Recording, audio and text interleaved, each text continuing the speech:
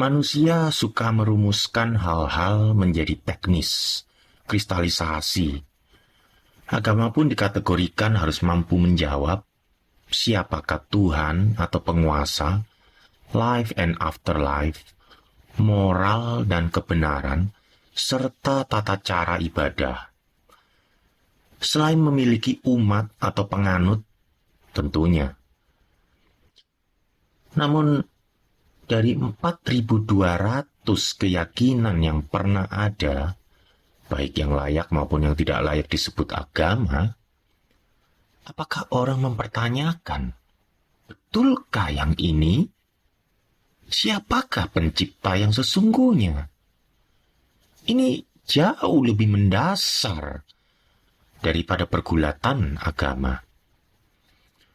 Jika orang memeluk agama karena negara mengharuskannya atau meneruskan tradisi keluarga, maka cepat atau lambat akan menimbulkan split spirituality, split intellectuality, split personality. Kadang saleh, kadang sadis. Seorang yang cerdas namun bisa kehilangan nalarnya ketika membicarakan agama. Akhirnya, kepribadian akan ikut tercabik-cabik.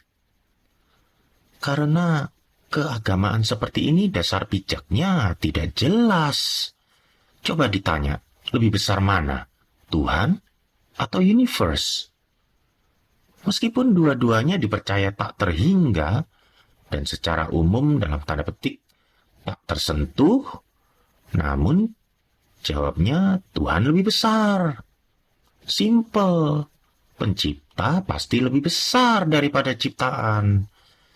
But, are you sure? Saya tanya sekali lagi, Anda percaya betul begitu? Beruntung saya bukan astronot. Dengan iman sekecil ini, bisa-bisa saya jadi ateis. Entah Anda. Apalagi membayangkan, ngomong-ngomong soal membayangkan, coba Anda sempatkan melihat link YouTube yang saya cantumkan berikut ini. Nah, bagaimana saya bisa menyaksikan supernova langsung di depan mata? Oh, betapa mengagetkan ledakannya. Atau lebih tepatnya, membingungkan. Karena kita terbiasa mengukur derajat ledakan berdasarkan bunyinya. Bagaimana ngerinya kekuatan 1000 matahari meledak, namun dalam senyap karena hampa udara. Menjadi ilusi yang tak terbayangkan. Bintang-bintang mati dan lahir silih berganti. Bumi entah di mana. Sebutir pasir di gundukan pantai. Masih kalah jauh dibandingkan jumlah bintang di jagat raya. Asteroid raksasa sewaktu-waktu bisa menghancurkan bumi. Sementara doa-doa Anda tak kunjung dijawab. Masih percaya adanya Tuhan? Saya berasumsi para pendengar adalah orang Kristen dan kita sepakat. Pertama, dunia menjadi rusak dan terkutuk setelah kejatuhan manusia. Kedua, dosa hadir sejak kejatuhan malaikat, bukan kejatuhan manusia. Nah, setuju atau tidak, kedua dalil tersebut menghasilkan benturan sebagai berikut. Eden dalam bahasa Ibrani atau Firdaus dalam bahasa Yunani, yaitu taman di mana Tuhan hadir, secara etimologis interchangeable, namun menunjuk dua objek yang berbeda tergantung konteks. Firdaus di alam baka yang tidak berubah, sedangkan Eden di dunia fana yang selalu berubah. Apakah di Eden bisa terjadi gempa? History of the World mencatat kerak bumi terus bergerak. Jika tidak setuju, sebab apa? Sebab Tuhan berkuasa menghardik badai. Pada akhirnya toh Eden ikut hancur bersama air bah. Mungkin dia menyesali Eden sebagaimana dia membiarkan Musa membanting 2 loh batu. Sekiranya manusia tidak berdosa, apakah Tuhan hanya menjaga Eden? Ataukah juga seluruh bumi di luar Eden? Berikutnya, manusia diusir dari Eden. Di luar sana, tanah terkutuk. Jika semua bencana alam juga dimengerti dari perspektif ini, tanah di luar Eden sudah lama bernasib buruk sebelum kejatuhan manusia. Salah satunya akibat tubrukan asteroid, terbentuk beberapa kawah raksasa. Misalnya Vredefort di Afrika Selatan, diameternya 160 km. Sudbury Basin di Kanada, diameternya 130 km. Atau Chicxulub di Meksiko, diameternya 150 km. Dari total 190 yang sudah teridentifikasi. Tidak usah menyebut ratusan meteor yang menghujam bumi setiap hari. Ingat, lubang-lubang yang tadi saya sebutkan bukan dalam ukuran meter, tetapi kilometer. Coba bayangkan. Sulit menolak bahwa universe bergerak acak. Sementara kita dipaksa meyakini bahwa Tuhan menjaga semuanya, termasuk melalui keteraturan hukum-hukum fisika. Apalagi saat itu bumi baru saja dipersiapkan dengan baik adanya. Akan tetapi itu tidak match dengan fakta banyaknya kelolosan benda-benda nyasar. Selain kegunaan sebagai tool mengutak-atik Kejadian 1 ayat 2 untuk menjelaskan punahnya dinosaurus dan lain sebagainya. Kristen dengan sendirinya tidak kompatibel terhadap fantasi aliens yang begitu diyakini oleh para ilmuwan secara matematis. Manusia absolutely eksklusif di alam semesta. Bagaimana tidak? Jika kutuk dan dosa dimengerti seperti tadi, maka kondisi itu tidak hanya menimpa bumi, melainkan merembet ke jagat raya. Entah itu konsisten dengan iblis diusir meninggalkan surga, tapi apa urusannya dengan aliens di luar sana? Jika kita menganggap bisa saja ada, atau bisa tidak, mereka itu tidak tahu menahu apa yang dilakukan Adam. Bahkan mungkin sudah hidup jutaan tahun sebelum Adam. Lebih cerdas dan belum berbuat dosa. Namun ikut terkena getah Adam. Agama bisa lucu sekali kalau begini. Kita juga tidak tahu menahu pun semua ciptaan di bumi ini. Tapi kita bisa memahami Adam selaku mahkota ciptaan diberi pressure test. Persoalannya, ia berdiri mewakili bumi atau seluruh galaksi. Anda miss poin-poin yang rumit ini jika Anda mendengarkan sambil makan keripik. Tadi sempat saya singgung, bila aliens itu ada, mereka belum berdosa. Sebab jika mereka telah berdosa dan karenanya berimbas ke bumi, maka Kejadian 3 ayat 17 kehilangan makna. Namun sebaliknya, bagaimana memahami fakta batu-batu yang nyasar ke bumi? Padahal para aliens tidak berdosa. Mungkin kekacauan yang disebabkan iblis? Oleh sebab itu, saya katakan manusia absolutely eksklusif agar semuanya tidak menjadi lucu. Kecuali kita menyisakan sedikit ruang bahwa aliens itu tak lebih dari binatang, yaitu tanpa kesadaran diri dan kesadaran mengenai penciptanya. Bagi saya, fakta kosmos seringkali menyeret kepada ateisme. Menyaksikan kehidupan di bumi, sebaliknya, menyeret kepada teisme. Bukan karena makhluk hidup itu sendiri, melainkan proses regenerasi yang menurut saya ajaib. Dalam hal ini reproduksi seksual. Mungkin setiap orang akan menemukan petunjuknya sendiri. Sementara ini sabar, tahan dulu di sini. Nanti saya akan menjelaskan lebih lanjut argumentasi mengenai penciptaan dari perspektif reproduksi. Ilmuwan berusaha menjelaskan bahwa intelligent being atau makhluk yang kompleks seperti manusia adalah hasil perkembangan jutaan tahun dari protein sederhana. Mempertimbangkan universe yang luasnya tak terbayangkan, maka sangat mungkin ada planet-planet yang mirip dengan bumi, atau setidaknya memungkinkan terbentuknya kehidupan dengan karakteristik sesuai tempatnya berada. Tidak harus persis manusia, mungkin ya lebih cerdas, lebih tangguh, atau sebaliknya.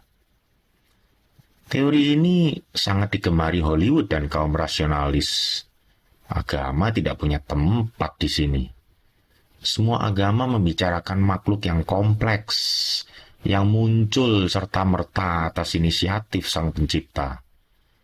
Tak ada pembicaraan manusia reinkarnasi menjadi protein sederhana, misalnya. Tanpa bermaksud meremehkan, sayangnya Iptek sendiri masih tak bisa beranjak lebih jauh daripada sekedar teori. Misalnya, bagaimana zat-zat kimia, misalnya amino acids, bisa berkembang menjadi RNA, selanjutnya menjadi sel berbasis RNA.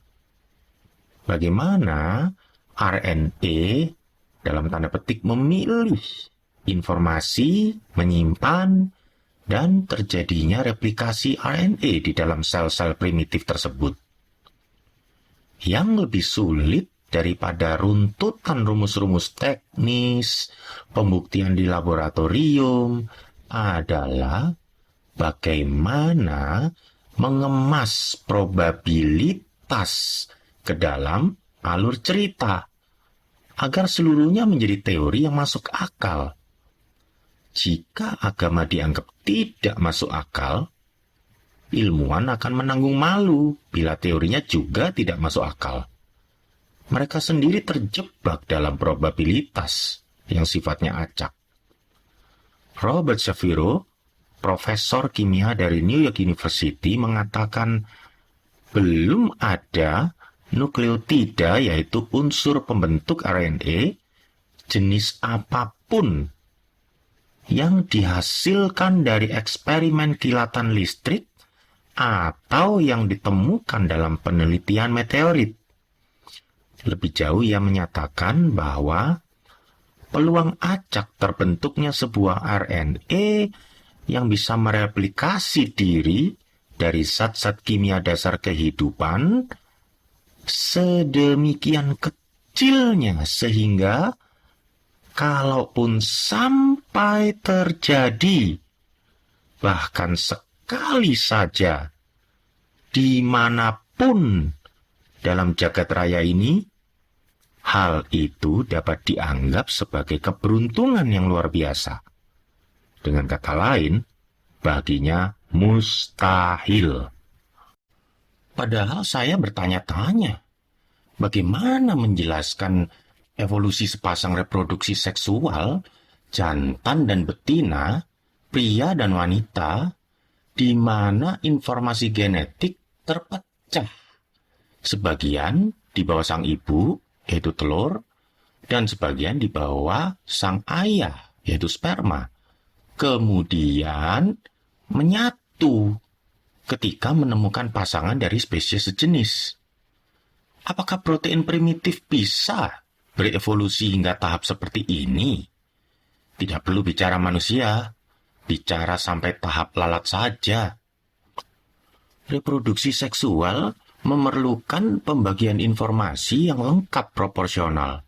Bila tidak, maka zygote akan gagal terbentuk. Dan itu berarti generasi berikutnya hilang, punah, tanpa kesinambungan. Sedangkan evolusi memerlukan tahapan yang lama. Bicaranya jutaan tahun. Dari sejak sel-sel tersebut, dalam tanda petik bosan dengan gaya reproduksi aseksual, yaitu melalui pembelahan dan pemisahan, lalu beralih ke reproduksi seksual.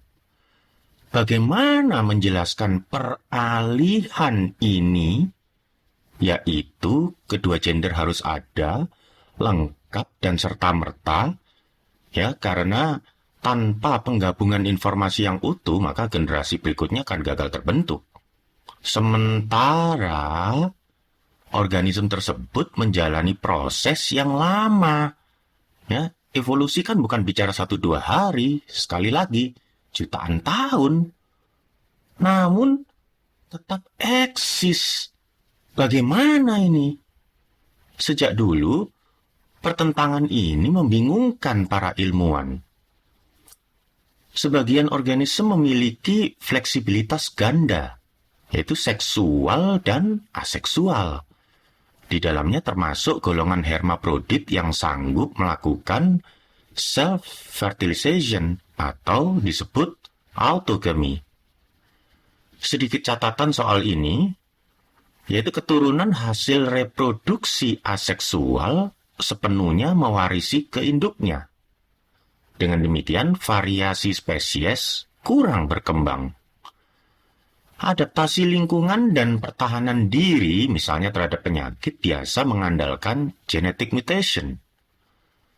Sedangkan keturunan hasil reproduksi seksual lebih variatif karena perpaduan informasi dari pasangan induknya. Dengan demikian, spesies lebih berkembang dan mampu beradaptasi yang lebih baik terhadap lingkungan. Kita lanjutkan. Pendukung evolusi menjelaskan bakteri yang memiliki fleksibilitas ganda mengindikasikan peralihan dapat dan sudah dimulai dari organisme sederhana. Sementara tahap pengembangan seksual belum matang, mereka melakukan regenerasi secara aseksual. Ketika sudah matang, pola aseksual ditinggalkan menjadi hermaprodit. Bahkan pemisahan dua individu dengan gender berbeda. Peralihan ini, baik organisme sederhana maupun kompleks, bukan dikendalikan oleh pemikiran logis. Karena bakteri tidak memiliki otak tentunya, melainkan spirit of survival mechanism. Evolusi memiliki presupposition atau dalil awal bahwa sel-sel hidup pasti punya dorongan untuk terus hidup atau survive. Lalu dorongan untuk preserve jenisnya atau regenerasi. Dorongan ini yang saya pertanyakan. Menunggu tahap pengembangan seksual hingga matang, yang bicaranya jutaan tahun itu, pasti memerlukan persistensi. Ini tidak sejalan dengan peluang acak. Pertama, dari zat-zat kimia yang mati. Berbekal dorongan hukum alam, jika itu dianggap dorongan, menjadi sel-sel hidup yang punya dorongan bertahan hidup. Kedua, dorongan ini menjadi sangat persisten untuk membentuk dua gender hingga matang. Peluangnya seperti apa? Masuk akal tidak? Secara alamiah, lebih mudah membayangkan bakteri yang notabene sel-sel kimiawi mengarah pada kecenderungan yang lebih mudah, yaitu membela diri, setidaknya yang sudah ada, ketimbang kecenderungan yang lebih sulit, yaitu membentuk gender yang belum pernah ada. Dari mana dorongan persisten ini? Saya tidak bermaksud meletakkan iman di atas argumen-argumen teknis seperti ini, karena banyak hal memang belum mampu dijelaskan. Kita ini secuil remah yang diapit mikrokosmos dan makrokosmos, terlalu memukau. Namun, sejauh pembahasan, argumentasi-argumentasi ini cukup bagi saya untuk mengafirmasi kembali pada pencipta, bukan tahyul atau klinik dan semacamnya. Lagi pula, coba bertanya pada ibu-ibu yang sedang manicure pedicure. Apa mereka cemas dengan ancaman asteroid? Selain karena kurangnya pengetahuan, bagaimanapun gegernya jagat raya, langsung lenyap di bungkam bumi. Begitu teratur dan indah, dan luput dari perhatian, taken for granted. Sejenak coba letakkan teleskop, nikmati aroma stik yang baru matang, ditemani segelas wine. Kualitas anggur yang bergantung musim dan taninya, kemudian disimpan dalam drum bertahun-tahun. Sekiranya ultimate chaos menguasai alam semesta, bagaimana mungkin saya dapati dinner yang memuaskan seperti ini? Semuanya menjadi unpredictable. Gender pria dan wanita dapat dikatakan semacam percikan gambar dan rupa Trinitas.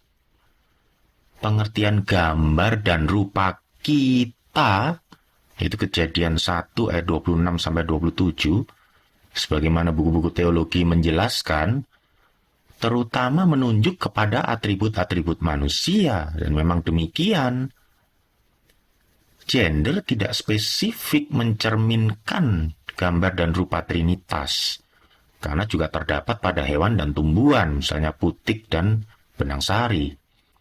Maksud saya adalah,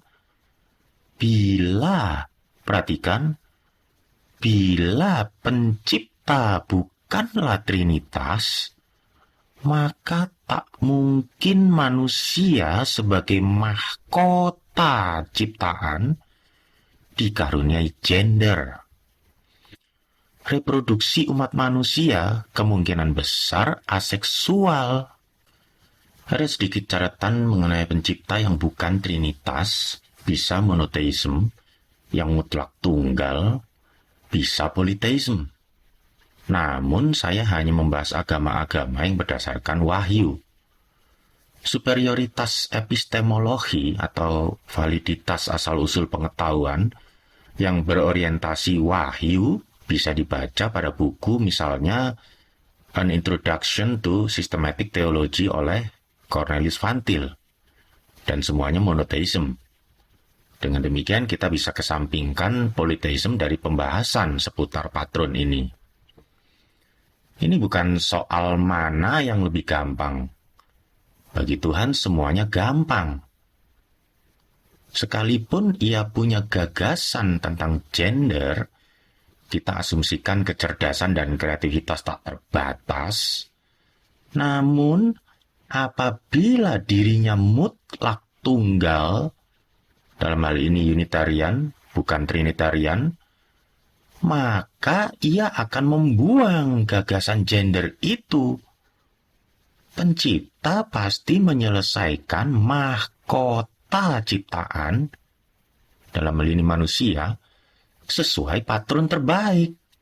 Dan yang terbaik adalah dirinya sendiri yang sedang kita bicarakan, seandainya mutlak tunggal. Trinitas adalah monoteisme, namun bukan mutlak tunggal. Bapa bukanlah anak, anak bukanlah Roh Kudus bukanlah Bapa, namun ketiganya adalah Allah yang sama. Gender pria dan wanita berbeda, namun adalah satu kesatuan manusia.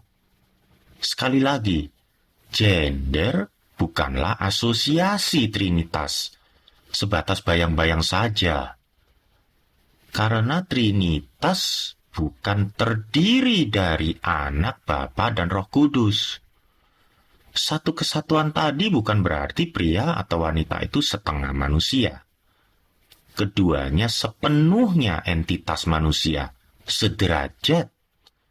Dan Tuhan memandang keduanya tak terpisahkan. Perhatikan, Yesus dalam tanda petik berasal dari Bapa. Lalu dari Bapa dan Yesus keluar Roh Kudus. Hawa berasal dari Adam. Lalu dari Adam dan Hawa keluar keturunan. Fakta ini mengarah kepada jejak-jejak Trinitas. Saya beri catatan mengenai pria dan wanita sebagai satu kesatuan tak terpisahkan.